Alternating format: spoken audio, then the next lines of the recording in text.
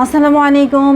কে কেমন আছেন? নিশ্চয়ই সবাই ইমান এবং স্বাস্থ্যে অনেক অনেক বেশি ভালো আছেন। আলহামদুলিল্লাহ। আমি ডাক্তার সৈয়দা জাকিয়া সুলতানা বিনু বিসমিল্লাহ মিয়নের পক্ষ থেকে আপনাদের সবাইকে শুভেচ্ছা, স্বাগতম ও অভিনন্দন। আপনি যদি একজন হোমিওপ্যাথ হয়ে থাকেন তাহলে আজকের এই কথাগুলো আপনার জন্য। আমি কিছুদিন আগে এগ্রাভেশন নিয়ে কিছু কথা বলেছিলাম, আজকেও একটু কথা বলছি সে ব্যাপারে। 3টা জায়গায় দেখা যায় মেডিসিনের এগ্রাভেশন। প্রথমত হচ্ছে আপনি আপনার একজন পেশেন্ট অ্যানালাইসিস করার পর সঠিক মেডিসিন অ্যাপ্লাই করেছেন, বাট অ্যাগ্রাভেশন হচ্ছে। এটা হতে পারে রোগীর সেন্সিটিভনেস, তখন ওষুধের মাত্রা কমিয়ে কাপিং করে বা ওষুধ বন্ধ রেখে সেটা ম্যানেজ করতে হবে।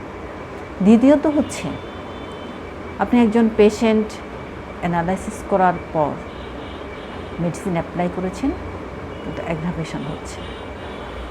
আসলে দেখা যাচ্ছে মেডিসিনটা কোনো কারণবশত সঠিক সিলেক্ট হয়নি, তখন আপনি দ্বিতীয় প্রেসক্রিপশন করে সঠিক মেডিসিন সিলেক্ট করে সেটা ম্যানেজ করবেন।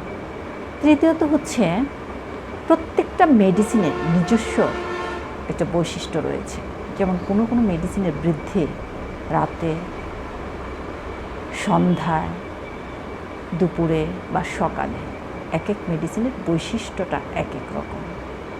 যেমন ধরুন সালফারের বৃদ্ধিটা হচ্ছে সকাল 10:30 থেকে 11টার ভিতর। এখন আপনি আপনার একজন পেশেন্ট তাকে সালফার দিয়েছেন, কিন্তু সেই মেডিসিন যদি সে 10:30 থেকে 11টার ভিতর অ্যাপ্লাই করে ভীষণ রকম অ্যাগ্রাভেশন হবে। সেজন্য এই মেডিসিনগুলি দেওয়ার পর, বিশেষ করে নসুর মেডিসিনগুলি অ্যাপ্লাই করার সময় পেশেন্টকে খুব ভালো করে বুঝিয়ে দিতে হবে সে কখন মেডিসিন খাবে বা কখন খাবে না।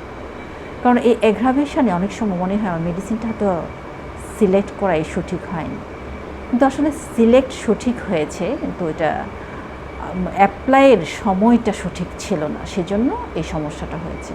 যে সেদিকে আমাদের যেমন দৃষ্টি রাখতে হবে, পেশেন্টকেও সতর্ক করে দিতে হবে। সবাই ভালো থাকবেন, সুস্থ থাকবেন। আজকে আমার এই ছোট্ট আলোচনা ছিল, পরবর্তীতে হয়তো অন্য কোনো টপিকস নিয়ে আপনাদের সামনে হাজির হব। প্রয়োজনে ভিডিওটা শেয়ার করে দিবেন।